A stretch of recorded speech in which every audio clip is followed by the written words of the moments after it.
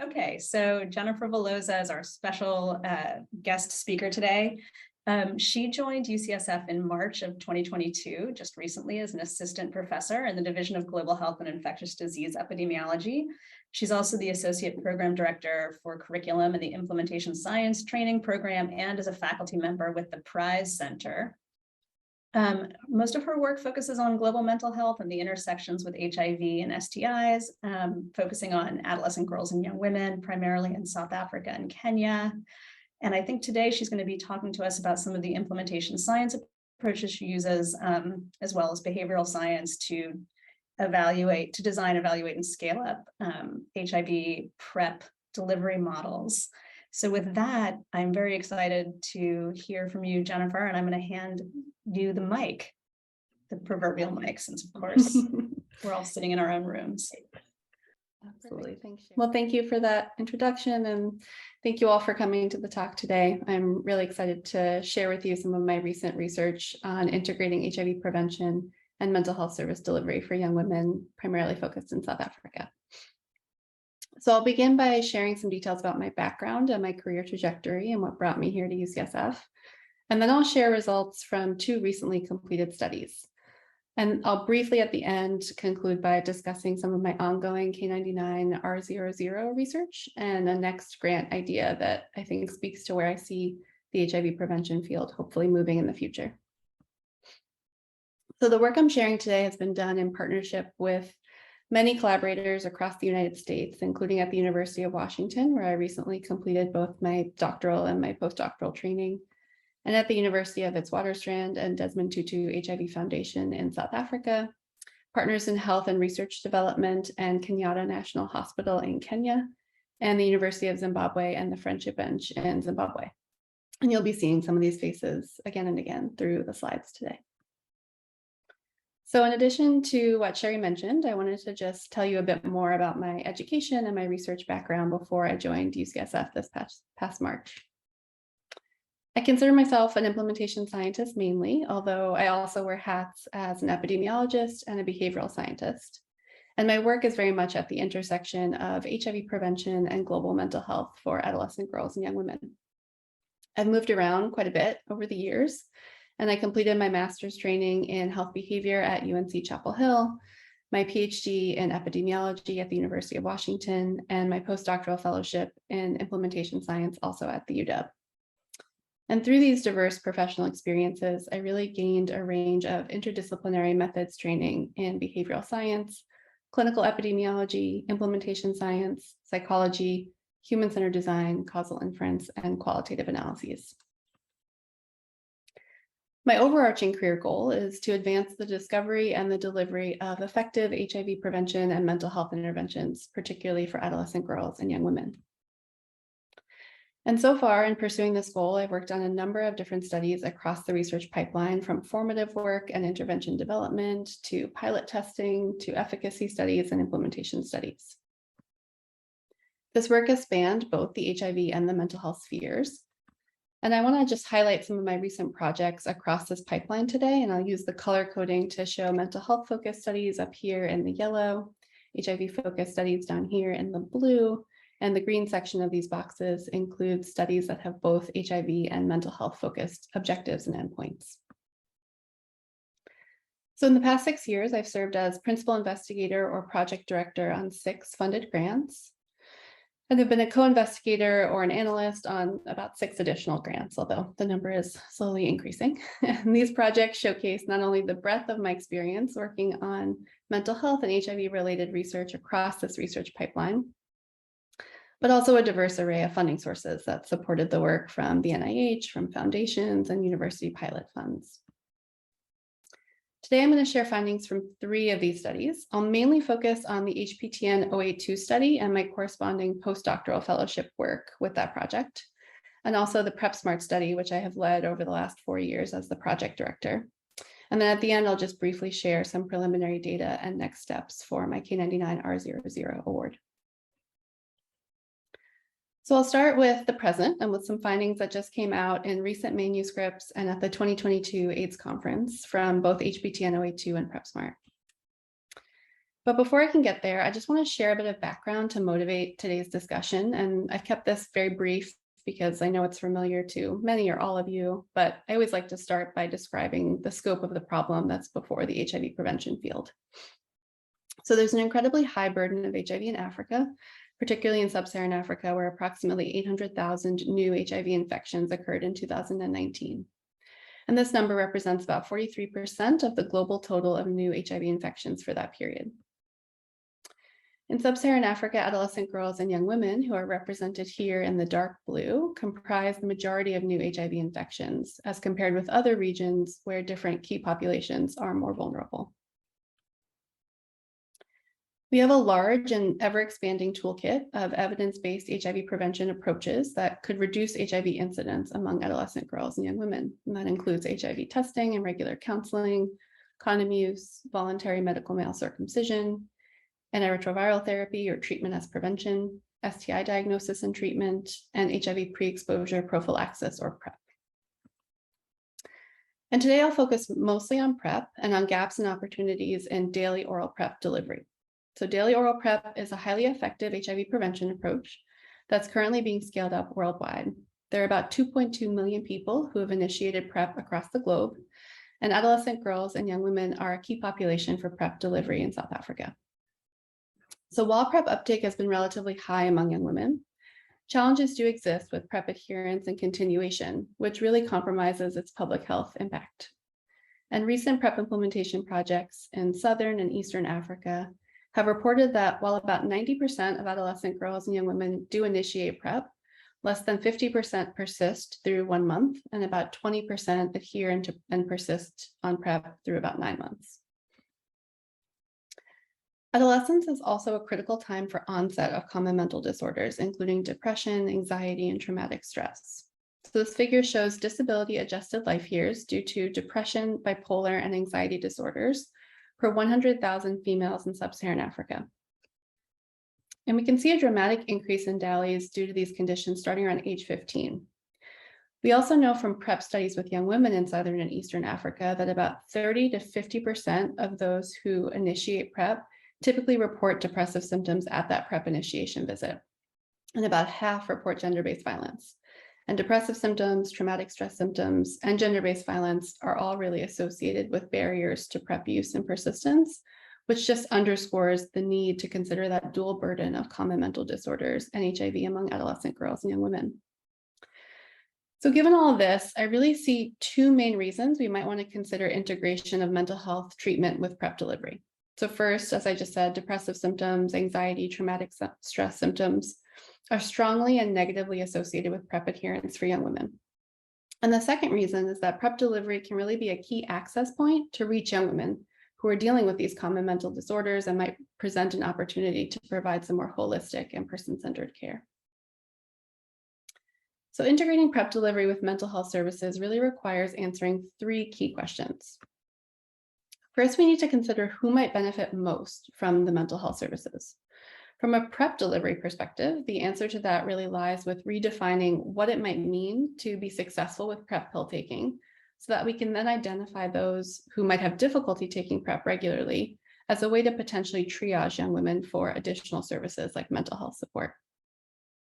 And that's the question that we tried to answer with HPTN 082, which is the first study I'll talk about today. The second question we have to answer is about when and how we might be able to layer standard PrEP delivery with additional psychosocial support, like more frequent counseling or peer support groups, so that we're only delivering more intensive services to a subset of young women in a way that's actually scalable and reaches those who need them the most. And the PrEP Smart study really sought to answer those questions. And then finally, because HIV and primary care clinics are busy spaces, we really need to think about implementation approaches that might facilitate integrated PrEP and mental health services in contexts where we might have limited provider time or limited resources. And that's the subject of my ongoing K99R00. And I also want to just emphasize that there are stages to severity of mental health disorders, from mental well-being to specific mental syndromes. And today I'll be mostly talking about adolescent girls and young women who are experiencing non-specific mental distress, like worry and lack of motivation or mild to moderate depressive symptoms. And so the goal for this work is really to identify young women early in PrEP delivery spaces, to prevent further symptom escalation, and to treat symptoms with the ultimate goal of improving both broader mental health and well-being, but also improving HIV outcomes like PrEP use. So let's start with the first question, which really asks, how can we shift the paradigm around what we consider to be PrEP success to identify young women with difficulty taking PrEP during periods of need and those who might benefit from additional support like mental health services? So PrEP use, daily PrEP use, I should say, unlike antiretrovirals for treatment, need not be lifelong, and it's really only necessary during periods of HIV risk. However, most PrEP programs and trials really define success with PrEP use around some period of time, regardless of sexual activity or STIs or any other markers of HIV. However, this is a really simplistic approach, and it can misclassify people in two important and different ways. So firstly, someone may not truly be using PrEP during times when they need it, but our kind of blunt adherence measures could tell us that they are adherent. And this discrepancy could arise if they're dosing around study visits or some schedule, and kind of represents a missed opportunity to identify challenges with effective PrEP use during periods when young women might need it the most. The other form of misclassification can happen if someone might be truly adhering to PrEP well during times when they have a need for it, but our adherence measurement tells us that they're not adherent. And so this could happen if they're dosing sporadically around times of need, but those times don't align with a clinic visit schedule. And this type of misclassification could cause us to waste resources on increasing adherence support or other services for someone who does not actually need it. And it also could cause us to alienate young women by telling them they're not using PrEP well when they might actually be doing so. So we sought to better understand patterns of PrEP use and to redefine PrEP success by considering how well young women aligned their PrEP use with periods of HIV risk. And the goal of this work was really to extend how we would normally think about successful PrEP use and improve our identification of young women who might benefit from additional adherence support beyond what a blunt measure of PrEP adherence through some specific time period might tell us. So we conducted a series of secondary analyses using data from the HPTN 082 study. The study was conducted with 427 adolescent girls and young women in Cape Town, Johannesburg, and Harare. And the goal of the parent study was really to determine the effect of a PrEP support package on PrEP adherence through 1 year of follow-up. Participants completed study visits over 1 year, and all women initiated PrEP at enrollment. And PrEP adherence was measured at week 13, 26, and 52 using tenofovir diphosphate levels measured in dried blood spots. Tenofovir diphosphate is a biomarker that provides an estimate of PrEP use in about the 1 to 2 months prior to sample collection. So our outcome of interest was PrEP adherence, which was defined by tenofovir diphosphate greater than or equal to 700 femtomoles per punch. And this is kind of typical of many PrEP studies and where many PrEP studies kind of stop in defining what they would consider as PrEP success. But we also wanted to understand how well young women aligned PrEP adherence actually with periods of HIV risk, not just with these specific time endpoints of week 13, 26, or 52. And so we defined HIV risk using 7 criteria that comprise South African guidelines of PrEP eligibility. And those included any report of condomless sex, having a sex partner living with HIV but not known to be taking antiretroviral therapy, having a sex partner with unknown HIV status, having more than one partner, having an incident STI, or reporting transactional sex or drug or alcohol use around the time of sexual activity. We use generalized estimating equations to explore associations between any HIV risk at a given visit and high PrEP adherence at that visit. And then we also looked at psychosocial and mental health factors like depressive symptoms at enrollment and follow-up visits over time. So 427 adolescent girls and young women initiated PrEP and were included in this analysis, and about a third came from each of the study sites. Almost all had at least secondary school education. About half reported depressive symptoms and intimate partner violence at enrollment.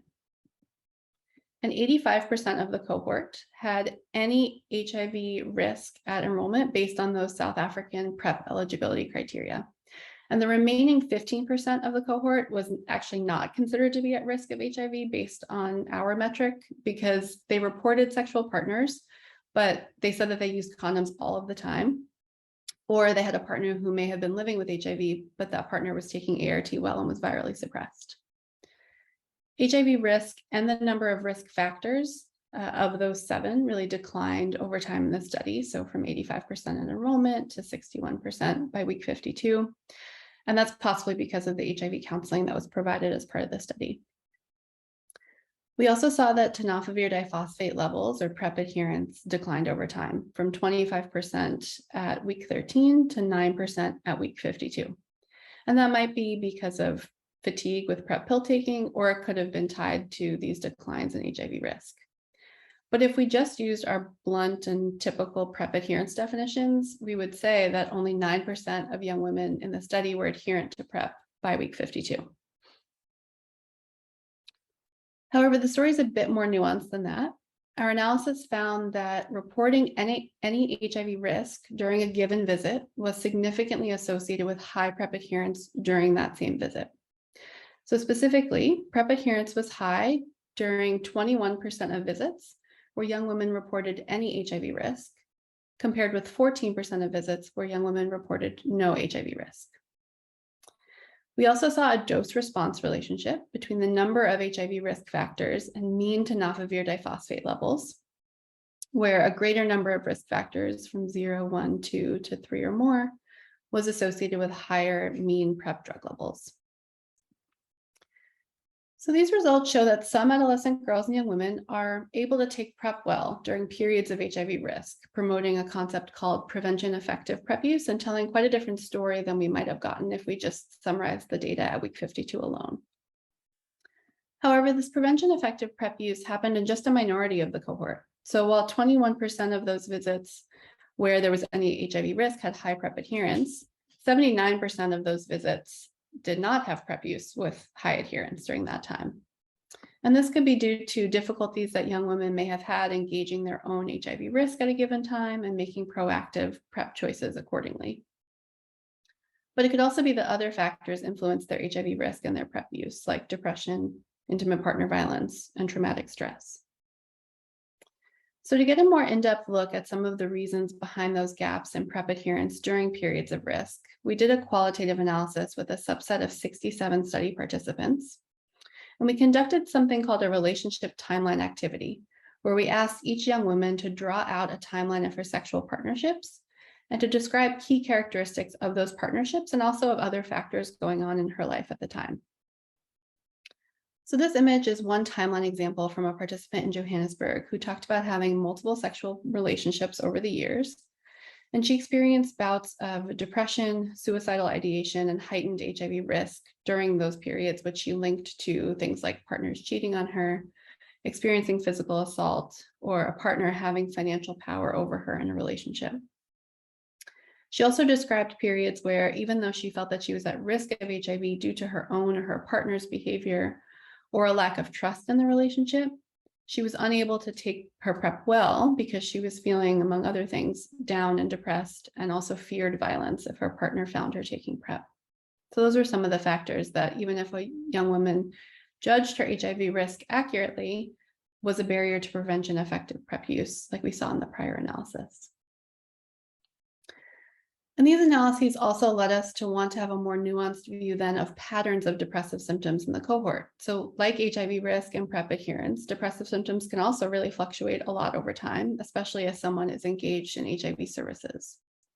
So group-based trajectory models allowed us to estimate the proportion of a population belonging to different depressive symptom trajectories. And we found 3 different depressive symptom trajectories in this cohort. The first one was persistent elevated depressive symptoms, which was actually almost half of the population had kind of some persistent high level of depressive symptoms based on the CESD score. About 44% had consistent no symptoms or mild depressive symptoms, and about 9% had declining symptoms.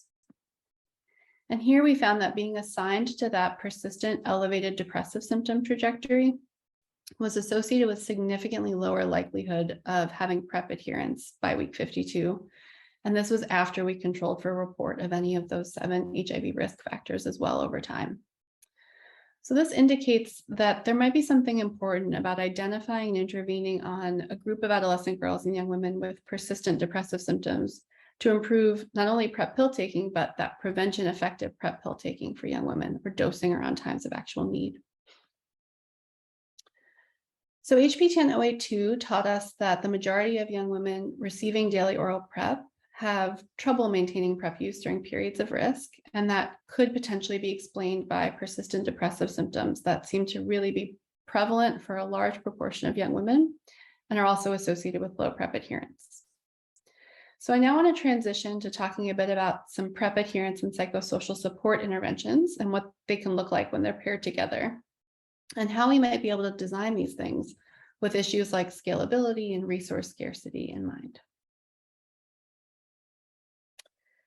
So I'll describe a trial that sought to understand what's the optimal way to really address some of these intersecting issues of HIV risk, PrEP adherence, and mental health for adolescent girls and young women, while at the same time keeping an eye towards some key questions of intervention, sustainability, and scale up. The PrEP SMART study began in May of 2019, and it was led by Drs. Connie Kellum and Sinead Delaney-Moretway and myself as the project director. And this study sought to evaluate stepped PrEP adherence support strategies for adolescent girls and young women in Johannesburg. And it includes psychosocial counseling and peer support around mental health concerns and intimate partner violence, but only for a subset of young women who may need it most. And it gets its name because it's a type of study called a SMART, which is an acronym. It stands for Sequential Multiple Assignment Randomized Trial. So to orient you to this trial, I want to first talk about what a SMART design is and why you might conduct one. So we know that not every young woman has the same needs around PrEP support or mental health services, and also that their needs might change a lot over time as some of these things shift and ebb and flow. And so it would be potentially a waste of personnel time and resources to offer every young woman who walks into an HIV clinic the same package of PrEP support and mental health services. And that probably wouldn't be very effective for everyone either. And so instead, we can move toward providing adaptive interventions that use individual factors like disease severity, preferences, and side effects to adapt interventions to patients' or clients' needs over time. And SMART designs are really randomized trials that give us data to inform those adaptive interventions. So specifically, they can help us identify decision rules about when and how we might want to scale up our intervention services, what's the type or the dose of interventions, and what might be the optimal sequence of interventions so that we can create interventions that are more tailored to young women's needs, but also more efficient for a resource scarce system. So you start a SMART design the same way you would any other randomized trial. You start by recruiting your participants. You randomize them to your interventions, and then you follow them over time to see how they respond. And this is where a typical RCT may stop. But with SMARTs, we have a series of additional steps. So we see how folks do at some predefined time point. And then maybe for those who are doing well, we could just have them continue on with their initial intervention that they received. And for those who didn't respond well, according to some pre-specified set of decision rules, we could then re-randomize them to new interventions or step up their care in some way. And this is just one example of a SMART design, but there are many different options for what you can do when folks do or don't respond to a given first set of interventions. So in PrEP SMART, we started with some light touch health options. So first we randomized young women to either receive weekly 2-way SMS messages or to be placed in a WhatsApp group with about 20 of their peers.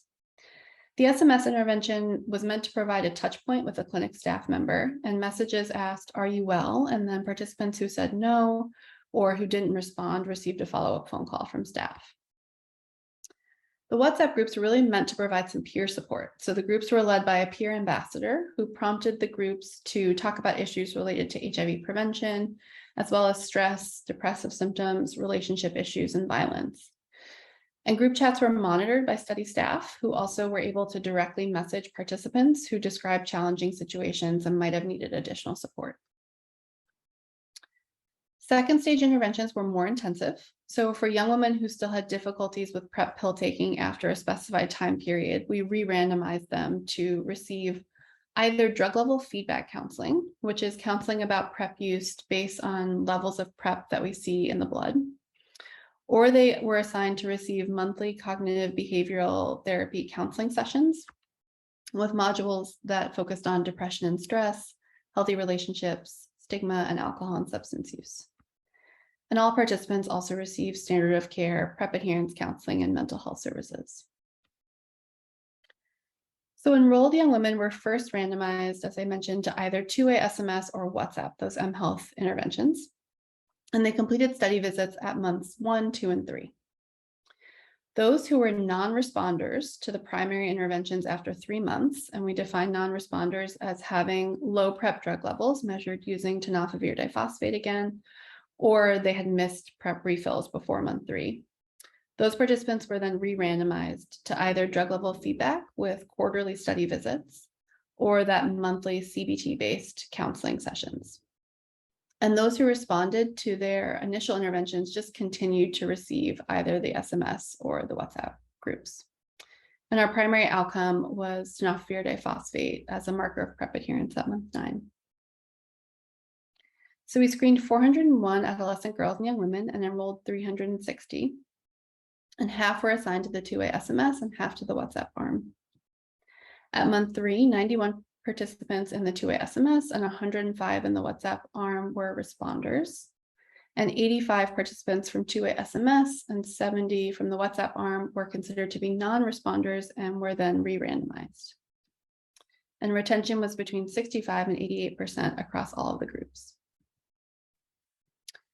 So the median age of participants at enrollment was 21 years. In the 3 months prior to enrollment, 36% reported never or rarely using condoms and 24% reported transactional sex. 31% were diagnosed with an STI, and about half had experienced intimate partner violence and depressive symptoms. Among the 360 participants enrolled, 78% were retained at month 2. 94% of those continued on PrEP, and 62% of those had high PrEP adherence at month 2.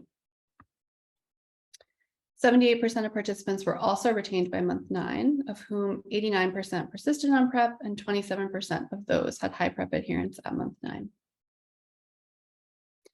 So we conducted 3 primary analyses. We were first interested in exploring the effect of our primary randomized mHealth interventions on high PrEP adherence at month 9, and we used an intent to treat analysis for that. So at month 9, 20% of participants in the two-way SMS and 18% of participants in the WhatsApp arm had high PrEP adherence, and we did not observe a statistically significant difference between the 2 arms. We then explored the effect of our 2 more intensive counseling interventions on PrEP adherence, and this time we restricted only to the 155 participants that were considered to be non-responders and were re-randomized. So at month 9, 5% of those in the drug level feedback arm and 4% of those in the monthly CBT counseling arm had high adherence, and again, this difference was not statistically significant. And we're currently conducting similar secondary analyses to explore the effect of our primary and our secondary interventions on depressive symptoms as well.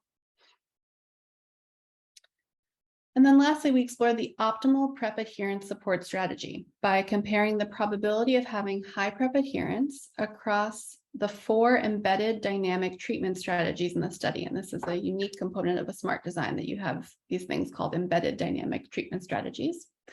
And those were SMS followed by monthly counseling if you were a non-responder, SMS plus drug level feedback counseling for those who were not responders, and then WhatsApp layered with either monthly counseling or drug level feedback. And this analysis was conducted using generalized estimating equations and a weighted and replicated approach, which is typical for smart designs. So we found that the probability of high PrEP adherence at month 9 ranged from 24 to 27% and did not significantly differ across any of the 4 dynamic treatment strategies. But again, we're currently repeating this analysis to look at associations of these 4 strategies and symptoms of depression in the cohort. So in conclusion, in our SMART design of adaptive PrEP adherence support, we didn't detect any statistically significant differences between our primary or our secondary interventions or across the 4 embedded dynamic treatment strategies. This tells us that potentially each adherence support strategy could have had a similar impact on PrEP adherence, and that PrEP programs might be able to adopt approaches based on user preferences or scalability questions. However, it's important to note that we didn't compare any of our interventions to standard of care alone, and it was really challenging to re-engage non-responders after 2 to 3 months of PrEP use, which resulted in some lower retention rates in those intensified intervention arms. The SMART design approach did offer a novel way to look at questions of differentiated PrEP adherence support, and it was feasible to implement and to explain to young women. But it is a challenging study design to execute, and we had difficulties deciding when and who to re-randomize and establishing some re-randomization protocols that ensured that study procedures would be conducted with some high fidelity. About 25% of our cohort had high PrEP adherence at month 9, which is a bit higher than we see in comparable cohorts, especially given the COVID pandemic. And our interventions may collectively have had a positive impact on PrEP adherence, or it's possible that adherence could just be improving in this population as PrEP becomes more common and acceptable. But despite this, our data really suggests that individual level adherence support interventions are really likely not enough to overcome some structural barriers to PrEP use for this population.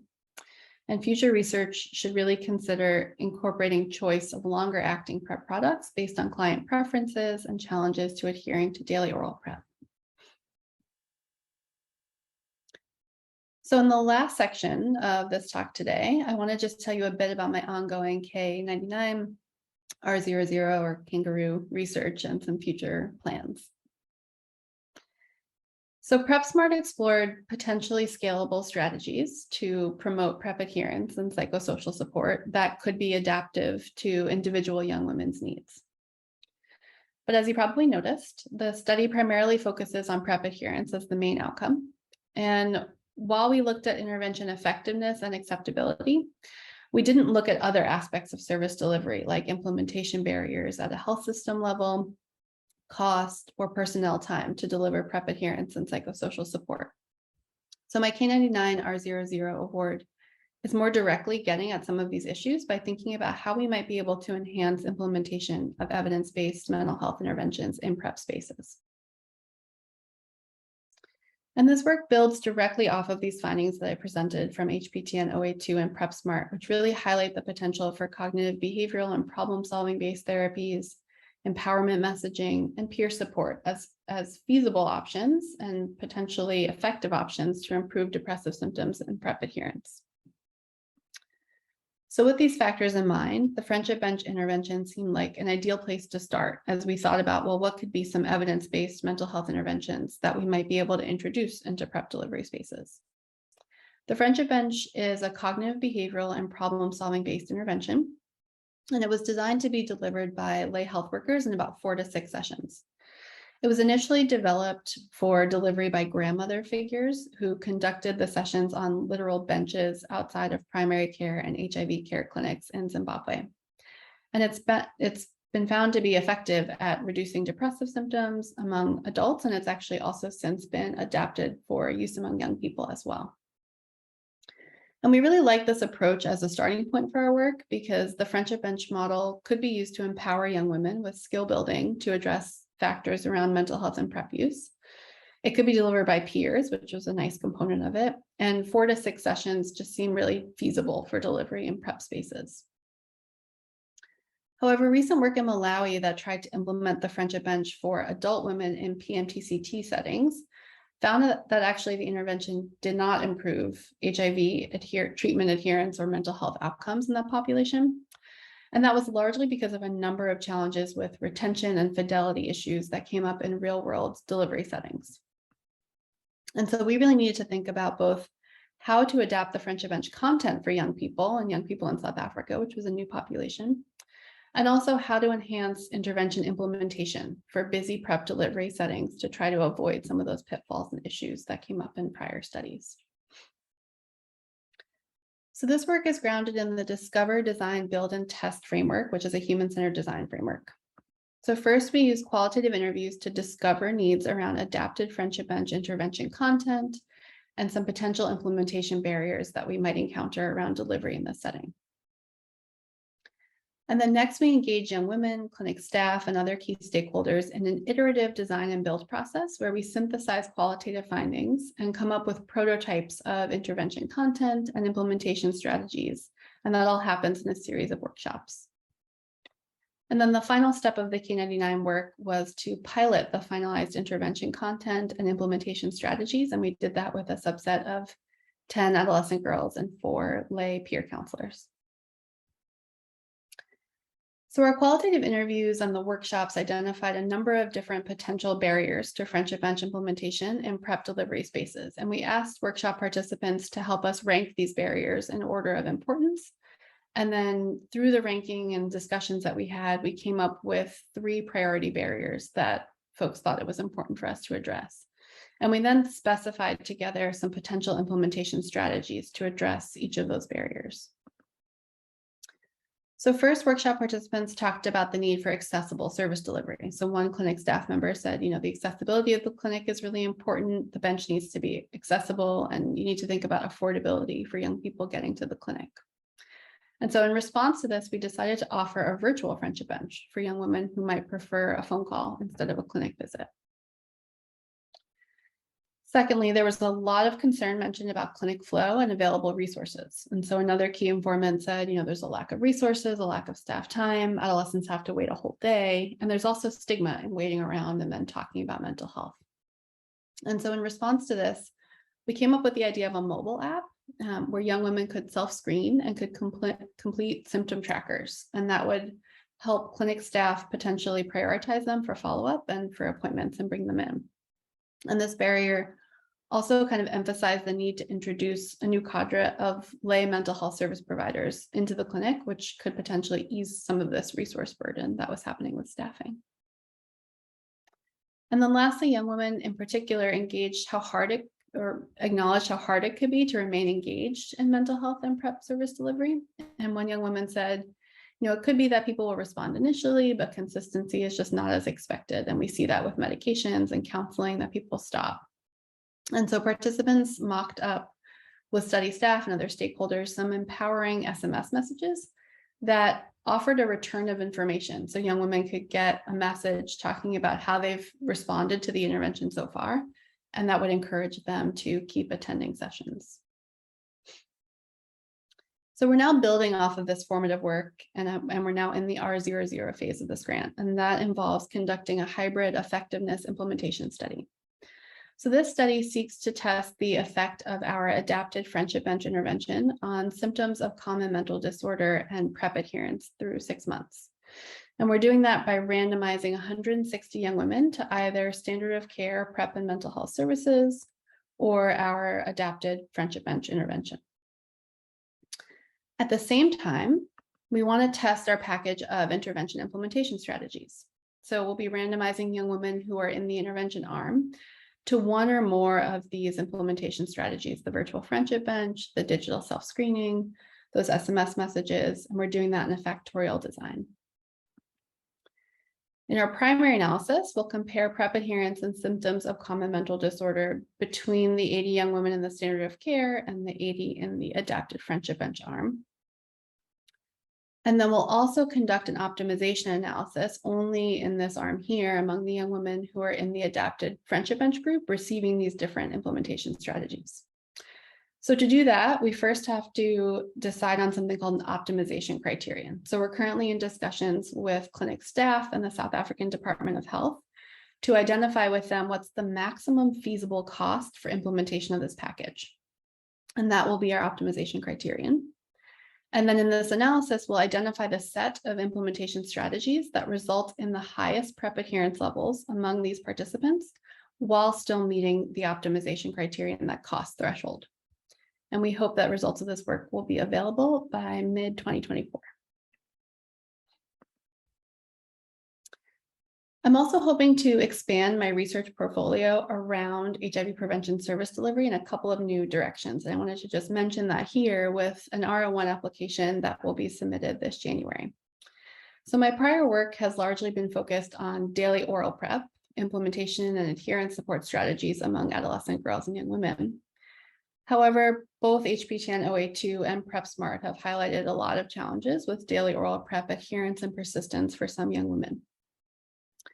The biomedical HIV prevention toolkit is expanding to include a number of long-acting options like dapivirine vaginal ring and cabotegravir long-acting injectables, which could overcome some of these daily oral PrEP challenges like pill taking and concerns about product storage or issues returning to the clinic often. And my work has also focused a lot so far on questions of integrated service delivery and empowerment for adolescent girls and young women to improve their HIV prevention and mental health outcomes. This R01 application is actually moving me in a different but related direction to consider questions of care integration around new PrEP modalities, so those I just mentioned, and also contraceptive options. So given that young women are seeking HIV prevention options, are also commonly seeking pregnancy prevention options, how can we integrate those services together as well? To date, PrEP and contraceptives have generally been offered with provider-driven approaches like clinical risk tools, but we know that product uptake and adherence could potentially be higher if we support and empower young women to make their own prevention product choices. And so how might we be able to do that? And we've also learned quite a bit from the global mental health field about what it could take to improve provider training and supervision and skill building around provider supervision and delivery for patient-centered and tailored services. And so now we want to apply some of that same thinking to implementation approaches for HIV and reproductive health services, not just HIV and mental health services. So our team in South Africa recently developed and pilot tested a client-facing web-based tool called the MyPrep Decision Support Tool. And this is designed to facilitate young women's decision-making around a growing array of HIV prevention and contraceptive product choices. And in our R01 application, we're proposing a hybrid effectiveness implementation study to conduct a large-scale evaluation of the MyPrep Decision Support Tool. Now, while the tool is client-facing, in our pilot, we noticed a couple of challenges with providers actually listening to young women's choices and providing products based on their preferences. And HIV providers were also really hesitant to provide tailored counseling around contraceptives if they felt that it was outside of their domain of expertise.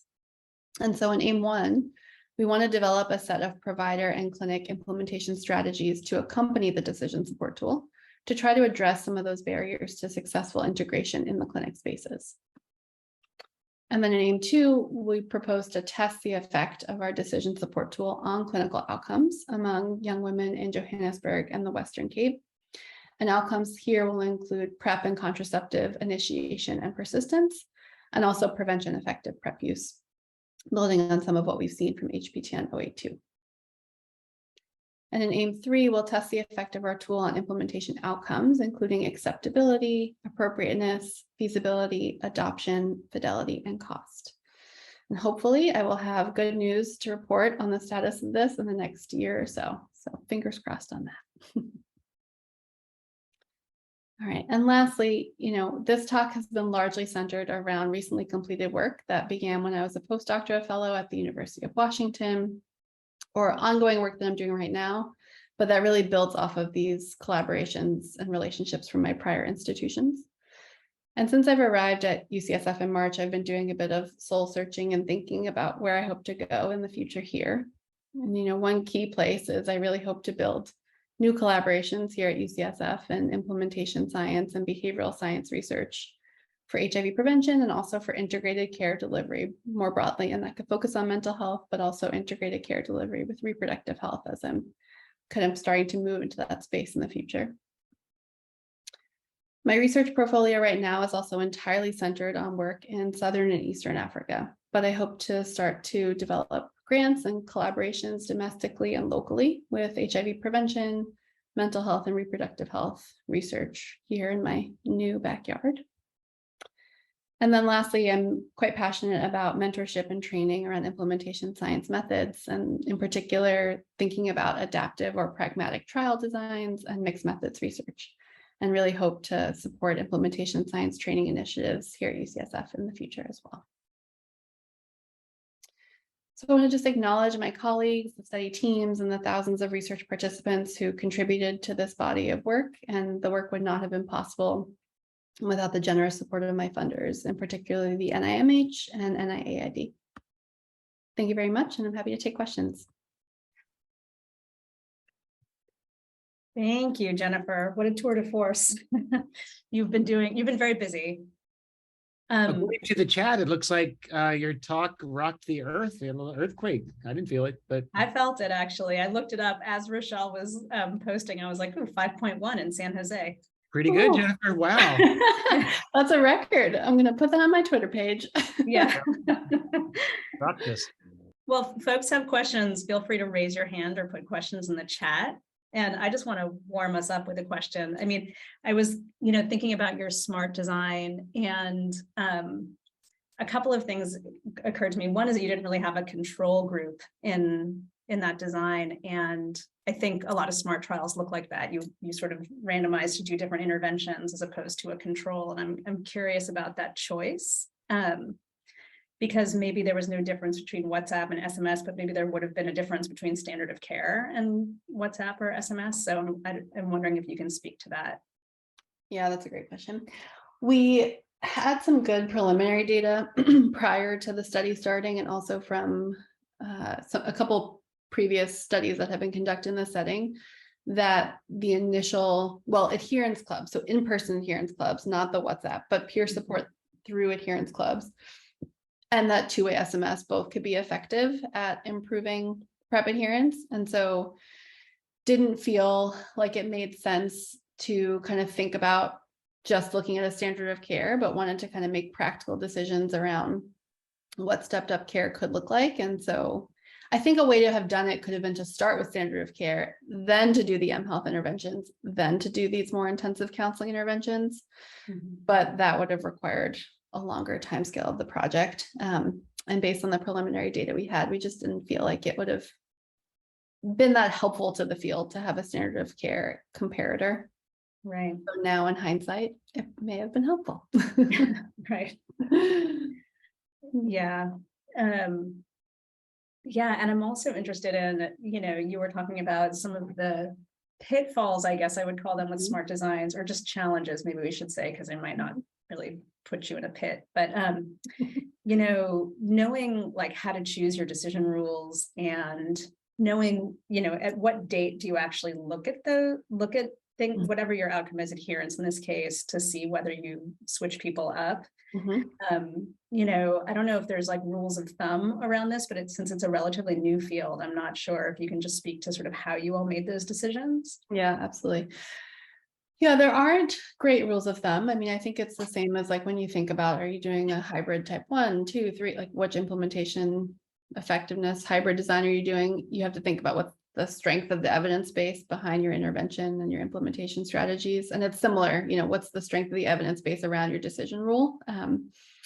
Some people do small pilot studies around the decision rule just to kind of get at that around who do I re-randomize and when. Mm-hmm. We didn't do that, but we had a good amount of data to suggest, there are big drop-offs in PrEP adherence and persistence within the first 3 months. And so 3 months felt like the right timing to re-randomize. With that said, I think everything's hindsight's always 2020, but I think now, looking back on it, we wish we had done a run-in period, because yes, adherence and persistence may drop off after the first 3 months, but I think the clinical question that we wanted to answer is around stepping up care and support for young women who still wanted and needed to be using PrEP. Mm-hmm. And if we had done some kind of run-in period, I think we would have seen large drop-offs, but only among young women who had kind of decided, well, PrEP isn't really right for me, or I don't need it right now, or I had kind of changed my partnership dynamics, or I don't like the side effects. And so maybe, I think another version of doing this would have been to initiate folks on PrEP, do a 1 month run-in, and then randomize them to either of the mHealth options with the 3-month time point. But I think we feel okay with a 3-month time point. It just was tough without that run-in period because we're re-randomizing people who both needed the support and then people who truly said, PrEP isn't really right for me. And we got them all kind of together. We did struggle with the definition of re-randomization a lot. And there really wasn't good evidence around that, largely because of some of the things I talked about with HPTN 082. How do you define PrEP success? How do you think about who needs some of that additional support?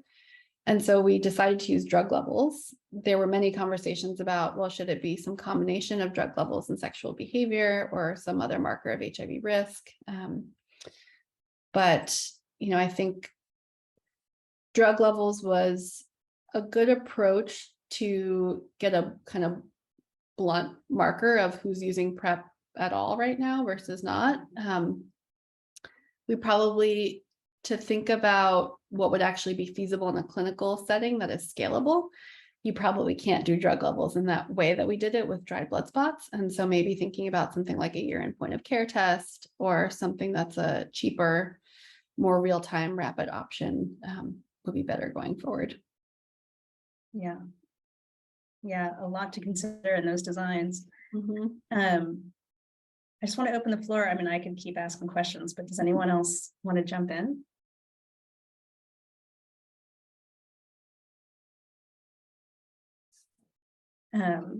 Rochelle's just letting us know in the chat that a poll is going to pop up for everyone to see how your opinions. How do I make mine go away though? Because I'm in the middle of talking. Okay.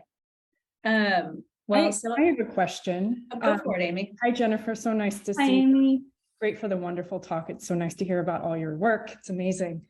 I just had a question with the R00 study design and taking the adapted friendship bench virtual and some of the strategies that you're testing under that intervention, which are all seem to be kind of a digital health type of format. And I was wondering if what is the evidence behind those strategies in terms of going digital, and is that going to be sufficient, I guess, for your population? Because I feel like oftentimes we look to mHealth to solve our implementation challenges, but sometimes at the end of the day, people just need a real live person, and especially when dealing with mental health issues. So I was just curious about how you chose those strategies. Yeah, those are great questions. And what I should say to start is that I had limited involvement in choosing them, and I really had no preconception, which made writing that grant very challenging. No preconception of what they might be. They came out of this human-centered design process, and so they were very much stakeholder driven, which was interesting that they ended up all being mHealth to some extent.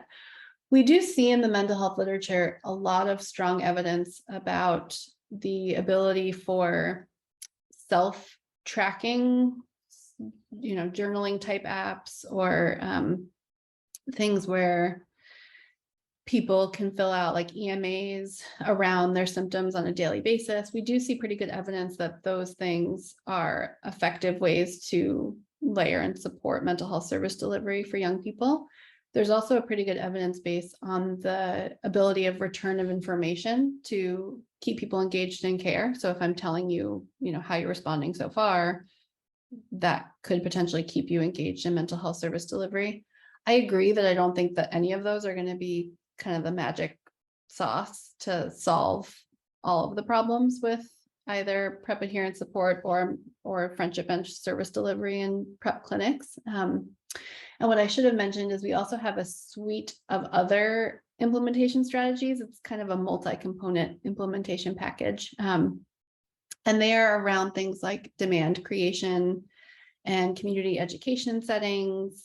We are involving gatekeepers. So we're doing a bunch of different things. I didn't describe them here because we are not randomizing on those. Those are things that just we're going to do in the community writ large and everyone will be exposed to.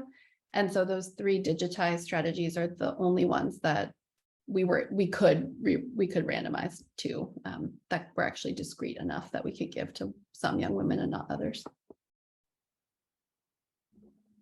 Great, thank you. I look forward to hearing the results.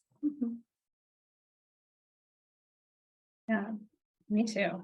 I was gonna say does anyone else want to ask a question? Because I'm happy to. I have a question, if that's okay. Yeah, go for it, Hannah. Hi, Jennifer. I'm Hannah. Real quick, I was just curious what you think would be kind of integrating across this work or what you think the prospects are for user-centered definitions of PrEP need that the health system could use to help, identify more prospectively or following up with women when they need PrEP. From your work on sort of people being able to identify their own risk, at least retrospectively having good PrEP coverage. But it's just such a challenging intervention, I feel, for the providers who are used to things like ART. And I'm curious about the tools to kind of, properly identify like forward-looking PrEP need and put that in a more user-centered but health system feasible measure. Yeah. So you're asking about using human-centered or user-centered design methods, or just no, just whether you think it's that people can predict their PrEP need well enough to and how the health system could identify that to make sure that PrEP is reaching the right women, not people who, reaching the people who need it when they need it. That's such a hard question and a good one. And I think it really depends on the population. From what I've seen, I've done a little bit of work with or among HIV/STI discordant couples in various settings, a little bit of work among pregnant and postpartum women who are kind of an older average age, and then quite a bit of work with adolescents. And it seems like adolescents, especially younger adolescents, it's just really hard to predict when you might need and desire PrEP, and when PrEP might work for you, and where you can store it, and when you might bring it with you to boarding school versus not, and if your parents will see it, if you'll have partnership changes. There are just so many things going on in the lives of adolescent girls and young women that add quite a bit of complexity to that forethought. And also around the identification. I know there are some folks who are doing some risk score tool work domestically to try to think about what are the factors that could predict someone dropping off of PrEP care that we could then scale up services for them. But I really do think it needs to kind of be user driven, as you said, in terms of, figuring out implementation approaches that could facilitate open and honest communication between young women and their providers, and provide a forum for young women to be able to communicate with their providers around their needs in real time, because they're not always going to be able to predict 1 month from now, nor can providers, I think. So it really just needs to be trying to figure out ways to support client empowerment around talking to their providers, which is some of what we're trying to do with that decision support tool work is, frequent assessments for young women of what's working for me. Is this working for me now? And then how can I talk to my provider about it? Because I can't trust that my provider is going to be able to identify me as someone who needs more support or figure out what I need. Yeah, thank you. That's really helpful. So I think I saw Caravella unmute to ask a question. And I know other folks might have to jump off, but Jennifer, if you have 5 more minutes to answer the last of the questions, that would be lovely. Thank you so much. I was just emailing you about a question, but I come from a field of cultural adaptation, and I'm always trying to wrap my head around how cultural adaptation and implementation science can overlap or work together. And so when you were talking a little bit about the discover, design, build, and test framework for adapting the friendship bench, I was kind of wondering what role culture was coming into play there as you were refining and adapting the intervention. And if you saw there were any like cultural specific adaptations that were being made in that process as well. That's a great question. Yeah. I mean, I think it's hard to disentangle culture from many of the to specifically label adaptations as being driven by culture versus not in this case. And I would say that, many of the conversations that we had through the interviews and the workshops, I could see adaptations that were driven by cultural differences between the population where we plan to implement the friendship bench and where it was first developed in Zimbabwe. Specifically thinking about the acceptability of describing mental health issues and problems, what words are used to describe them. Also culturally thinking about who's providing support in the community and what the level of community engagement or knowledge might be around mental health and PrEP service delivery. And so, it was quite hard. I can't quite disentangle, but I think that the Discover, Design, Build, and Test is a great way to ensure that you are having key stakeholders lead and drive the adaptation process in a way that centers their cultural needs at the forefront. And we did that with this very iterative approach where we started with the in-depth interviews. We collected all of this information. We analyzed it using the CFR, the Consolidated Framework for Implementation Research, which doesn't explicitly name culture as a determinant, but it does talk about the outer setting. So, you are thinking about determinants of implementation around the outer community setting of the clinic, of the place in Johannesburg, of the country context of South Africa, of the national guidelines, of the community norms. And then you feed that information back to participants through the workshops iteratively over a series of, we conducted 6 workshops. And so each time you're kind of looking at the data, analyzing it according to the CFR domains, coming back to participants, having another conversation about it, and it builds from there. Well, thank you. Yeah. I have a lot of comments about that. Hannah and I just finished like another very similar project, but that's for another town hall since we're now at 12:05. I really just want to thank you for presenting that. And I'm really glad that you agreed to let us record it because there's a lot of nuggets in there that I want to go back and look at. So thank you so much. Yeah. And yeah, looking forward to seeing you around. Are you in Mission Hall right now? I'm not there today, but I'll be there next week. So Okay. thank you all. Well, thank you.